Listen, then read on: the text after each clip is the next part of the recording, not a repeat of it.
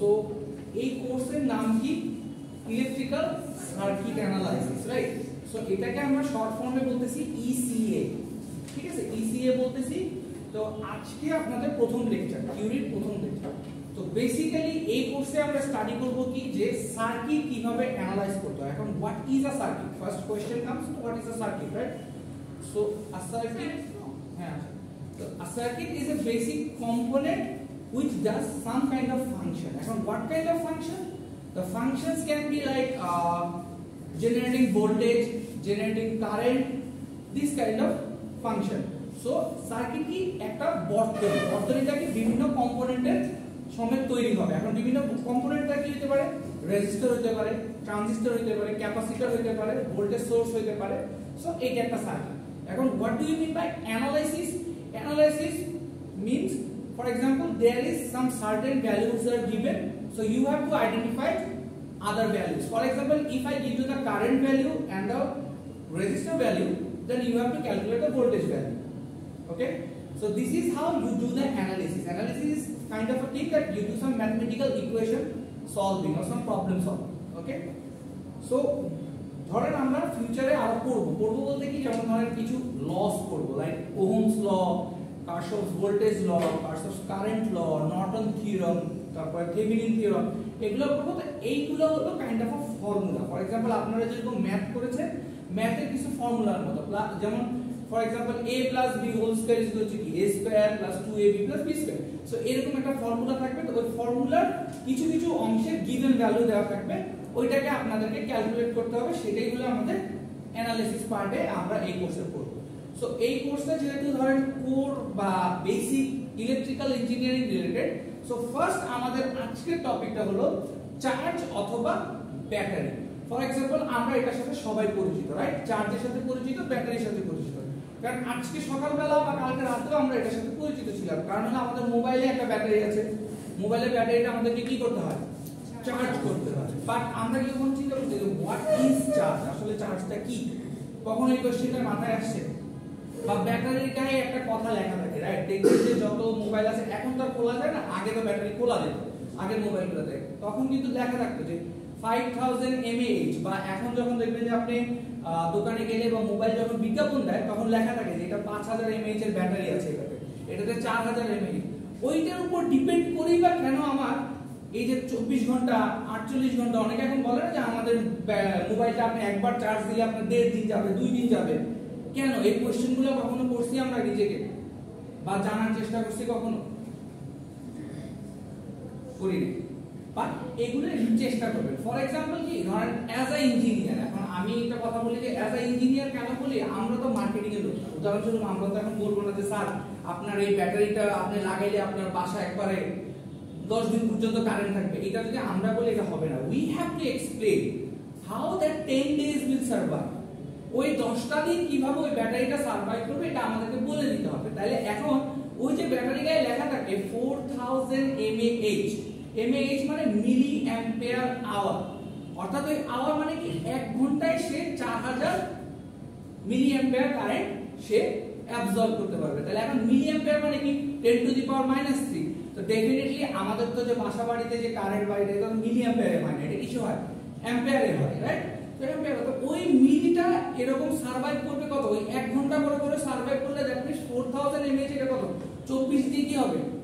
গুণ হবে। অর্থাৎ 24 ঘন্টা যখন সে পুরোটা সার্ভাইভ করবে ওই মিলি অ্যাম্পিয়ারটা, তখনই সে একদিন সার্ভাইভ করবে। সো এই জিনিসগুলো আমাদেরকে আজকে পড়ব, ঠিক আছে?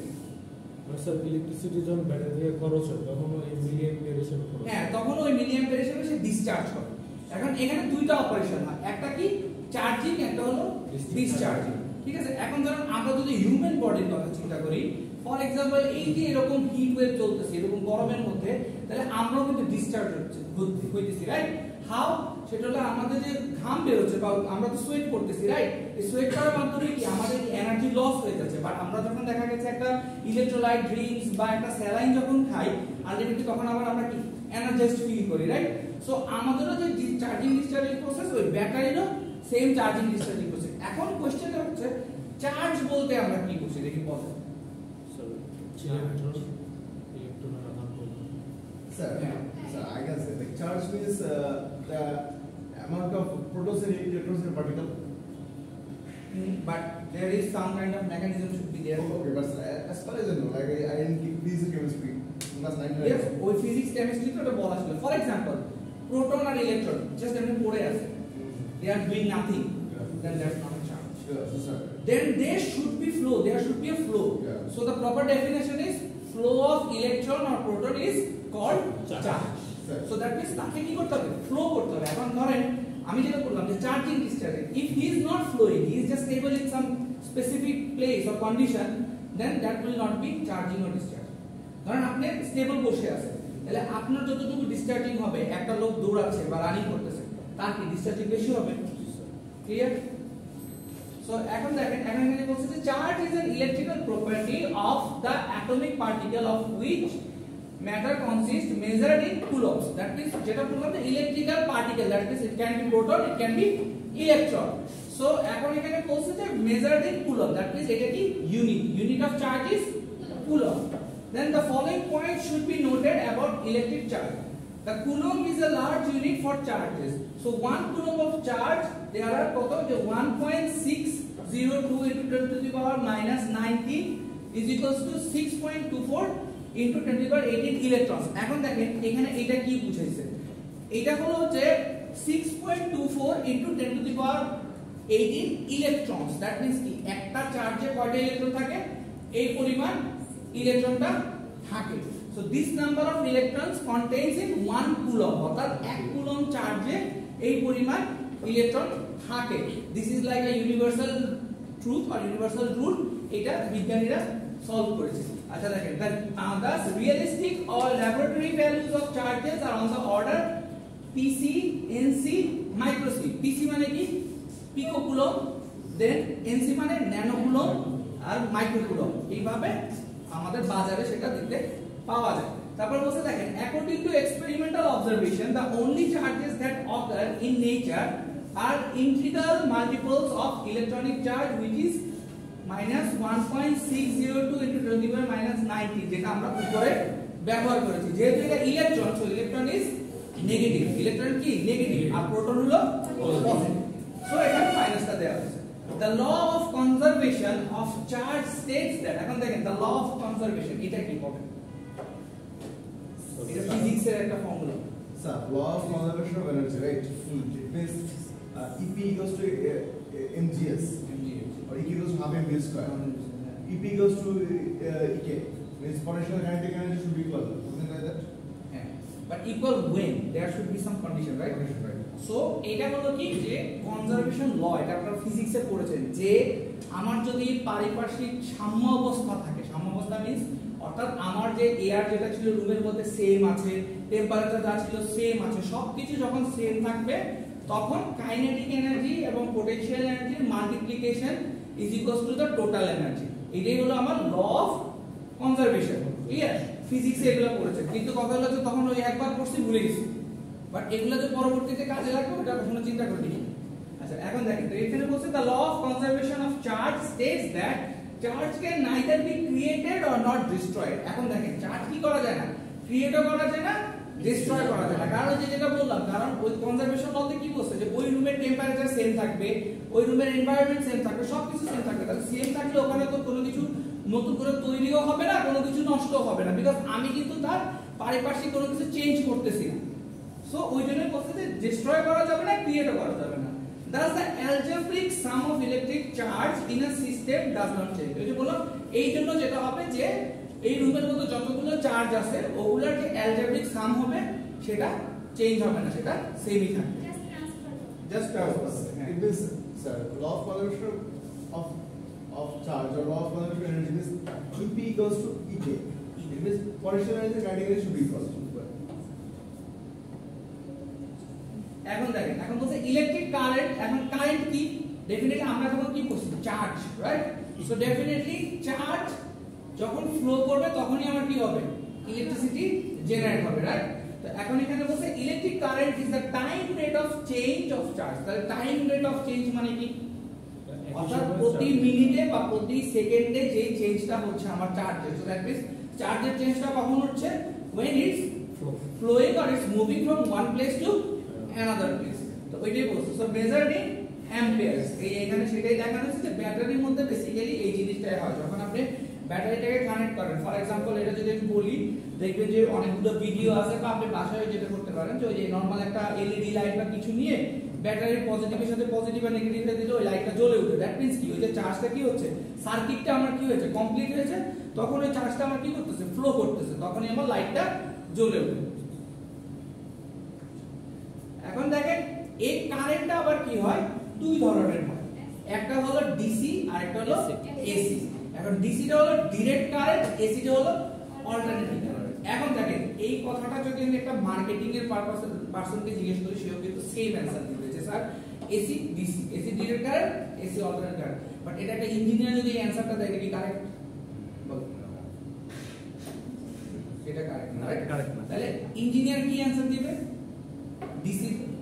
ডিসি একমুখী চলন, one way flow. DC current means there is no fluctuation, অর্থাৎ এটা কোনো ফ্লাকচুয়েশন থাকবে না, এই কারেন্টটা ফিক্সড একটা দিকে যাবে। এখন ডিসি কারেন্টের एग्जांपल দেন তো দেখি। DC sir LED bulb, LED bulb, battery, তারপর আমাদের যে মোবাইল, এগুলো হলো কি ডিসি কারেন্ট। এখন এসি কারেন্টের एग्जांपल দেন। এসি মানে কি অল্টারনেটিং, দ্যাট মিন্স এটা কি হচ্ছে, ফ্লাকচুয়েট হচ্ছে, অল্টারনেট হচ্ছে, অর্থাৎ একটা একবার পজিটিভ সাইকেলে যাচ্ছে, একবার নেগেটিভ সাইকেলে যাচ্ছে। তাহলে এটার एग्जांपल দেন। সিলিং ফ্যান, এসি ফ্যান, তারপরে এসি, ঠিক আছে, এয়ার কন্ডিশনার, এগুলো হলো কি এসি কারেন্টের অ্যাপ্লিকেশন। আমাদের বাসা বাড়িতে যে ডিরেক্ট লাইনটা যেটা আছে সেটা হলো এসি কারেন্ট। আর যখন আমরা স্পেসিফিক ডিভাইসে ব্যবহার করি, ফর एग्जांपल আমার ল্যাপটপের কারেন্ট এটা ডিসি কারেন্ট, টিভির কারেন্টটা ডিসি কারেন্ট, বিকজ এইটা যদি এই দুটো ডিভাইসে যদি আমি কারেন্টটা ফ্লাকচুয়েট করি, তাহলে আমার কি হবে, ল্যাপটপটা নষ্ট হয়ে যাবে, টিভিটা নষ্ট হয়ে যাবে, সে লোডটা নিতে পারবে না। আর এই মেকানিজমগুলা ভিতরে হয় রেকটিফায়ারের মতো, অর্থাৎ ভিতরে আমার আলাদা স্পেশাল একটা সার্কিট দেওয়া আছে, ওই সার্কিটটা এই ফ্লাকচুয়েশনটাকে বন্ধ করে সে কন্টিনিউয়াস একটা সাপ্লাই দেয়। বিকজ আমি এই যে টিভিটা চলতেছে, টিভি ডিরেক্ট লাইনটা আমি এসি থেকে নিছি, বাট আলটিমেটলি আমি বলতেছি যে আমার টিভিটা ডিসি, রাইট? ডিসি তে চলতেছে, তাহলে এটা কিভাবে সম্ভব? টিভির ভিতরে একটা সার্কিট আছে, এই সার্কিটটা হলো রেকটিফায়ার সার্কিট। ও যেটা করে, ও হলো ওই যে ফ্লাকচুয়েশনটা, যে নেগেটিভ সাইকেলটা, ওটাকে কাট করে দেয়, কাট করে দিয়ে শুধু পজিটিভ সাইকেলটা পাস করে কন্টিনিউয়াসলি। সেই জন্য আমার টিভিটা ডিসি কারেন্ট পায় এবং টিভিটা আমার ডিসি কারেন্টে চলছে। ক্লিয়ার? স্যার হ্যাঁ, রেকটিফায়ার হলো একটা সার্কিট, ওই রেকটিফায়ারের যে মেইন কম্পোনেন্ট সেটা হলো diode. Sir, I have a question, sir. Like you were talking about DC current. Okay, DC current is what? Like current is proportional to time, right? Like current remains constant with time, right? It means Current proportional. No, not proportional. It is constant with time. It means that Constant. Constant Remains means constant. Sir, constant means what? When it means the power of current or the voltage of current will flow in a straight path. It will not decrease, Fluctuate, not not increase. increase, yeah. Just simple language. You will say it will always remain straight path. It will not increase, not decrease. It will just remain straight path, right? But when it's already current, it will decrease and increase with time. That means they are completely opposite. Sir অ্যাডাপ্টারও কি same কাজ করে? Adapter, হ্যাঁ, আপনার অ্যাডাপ্টারও same কাজ করে। অ্যাডাপ্টারও আপনার অ্যাডাপ্টারে দেখবেন যে ওই যে এসি টু ডিসি কনভার্টার লেখা থাকে, এই কথাটা লেখা থাকে অ্যাডাপ্টারে, যে এসি থেকে ডিসি কনভার্টার, ওই অ্যাডাপ্টার, ওইগুলো লেখা থাকে। সো নরমালি যেটা বললাম যে ডিরেক্ট কারেন্ট হলো যে যেটা কনস্ট্যান্ট থাকে টাইমের সাথে, আর এসি কারেন্ট যেটা হবে সেটা ভ্যারিস। সেটা কিভাবে ভ্যারি হয়? সাইনুসয়েডাল নরমালি। এখন দেখেন পাওয়ার, তাহলে এতক্ষণ আমরা কি করলাম, চার্জ করলাম, কারেন্ট করলাম। তাহলে এখন আমাদের যে কোনো জায়গায় যখন আমরা যাই, তাহলে পাওয়ারও তো বলে যে বাসায় ইলেকট্রিসিটি বিল যখন আসে যে আপনি এত বেশি পাওয়ার কনজাম্পশন করছেন কিভাবে। সো দ্যাট মিন্স তাহলে পাওয়ারটা কি, দেখি কারো কোনো আইডিয়া? এনার্জি যখন স্যার লাইট জ্বলতেছে, ইলেকট্রিক থেকে এনার্জিটা লাইট হিসেবে চলে আসতেছে, লাইট আর হিট হিসেবে। না, তো ওইটা তাহলে পাওয়ার কেমনে হবে? আপনি বুঝাতে হবে তো যে this is what you call power. Sir, I can say. Sir পাওয়ারটা এনার্জি বলে আপনি বলতে চাইছেন, বলেন।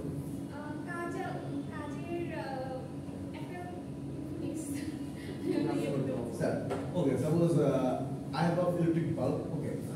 The power of the electric bulb actually is also frankly if I say, when I use the electric bulb in the house, if one bulb emits huge amount of light, it means it has got more power or high voltage. I can say it has got high voltage, right? The bulb which emits huge amount of light, it has got high voltage, and the bulb which emits low amount of light, lower amount of light has lower voltage, right? So power means what? It is the amount of energy. It is voltage into I means what? I. What is the meaning of I? The multiplication or the of voltage and current is power. P is equals to VI. এখন ওনার যেটা example বা উনি যেটা বলেছেন ওটা যদি আমরা একটু ডিটেইলসে যাই, ফর एग्जांपल আমরা বাজারে যখন লাইট কিনতে যাই তখন আমাদেরকে দোকানদার বলে যে এটা 18 ওয়াটের লাইট, এটা 12 ওয়াটের light. So what does it means?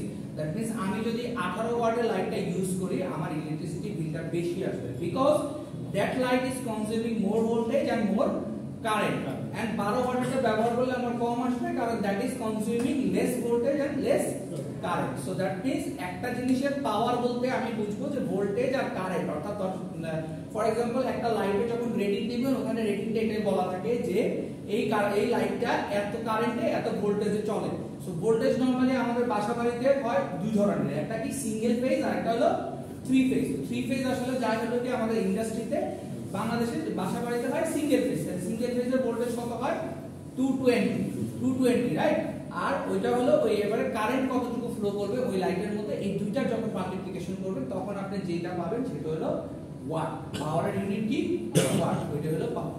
তাহলে এখন দেখেন এখানে কি বলছে? Power is the time rate of expending or absorbing energy measured in watts. ওই যে যেটা বললাম, এখন একটা লাইট ফর एग्जांपल 18 ওয়াটের, এখন এটা আপনি ধরেন 10 ঘন্টা জ্বালাইলেন বাসায়। 12 ওয়াটের একটা লাইট আপনি 20 ঘন্টা জ্বালাইলেন, আলটিমেটলি আপনার বিদ্যুৎ বিল কোনটাতে বেশি হচ্ছে? কি বলছো? 12 ওয়াট। আপনার তো প্রত্যেক টাইম অন্তত 6 ওয়াট বেশি গিয়া কনজিউম করতেছে। কথা বুঝে গেছে? সো এইটা একটা আজকে বাসে গিয়ে এটা দেখবেন, এটা একটু চিন্তা করে দেখবেন যে ওকে এটা একটা ধরেন টেকনিক্যাল অ্যাসাইনমেন্ট যে 18 ওয়াটের লাইট 10 ঘন্টা জ্বালালে কত বিদ্যুৎ কি বেশি খরচ হয় নাকি 12 ওয়াটের লাইট 20 ঘন্টা জ্বালালে বেশি বিদ্যুৎ খরচ হয়? এটা আজকে বাসে গিয়ে চিন্তা করবেন যে কেন, why। না এখন ক্যালকুলেশন করা লাগবে না, এটা বাসে গিয়ে why।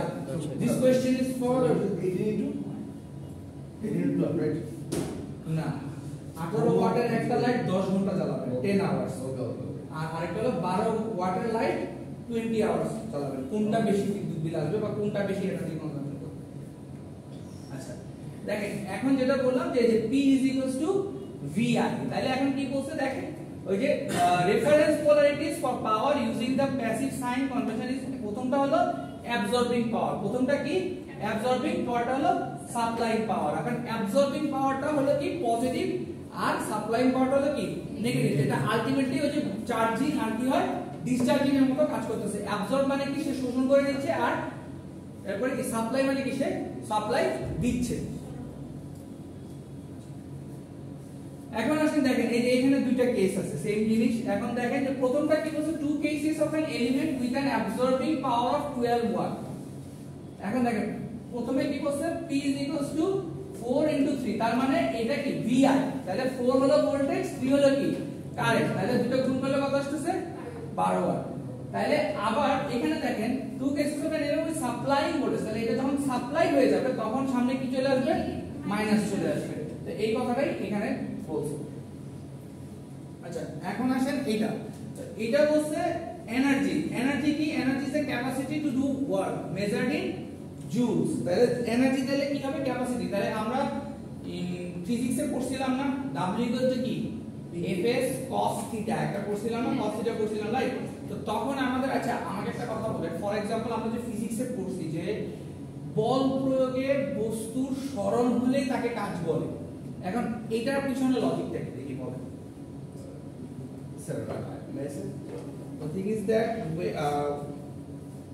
what is the definition of a work? Or work definition is if you put force on some kind of object, then if the object is moving or if the object is being moved, then you can call it a work.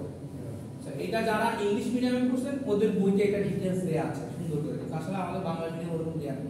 জিনিসটা হলো যে এখন দেখেন দেয়াল right, একটা ওয়াল, আমি force দিলাম but কি সরবে না।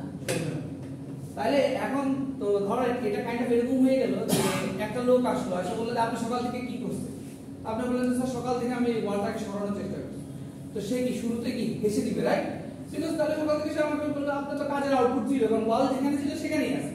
কিন্তু যদি আমি চেয়ারটাকে সরাই, সকাল থেকে তো আমি চেয়ারগুলোকে রিঅর্গানাইজ করছি, তো সে যখন ঢুকে যখন আমাকে বলবে যে কি করছো সকাল, তখন আমি বলবো যে স্যার এই চেয়ারগুলো এদিকে ছিল এখান থেকে এখানে আসছে। তখন সে বলবে yes you did a great job, right?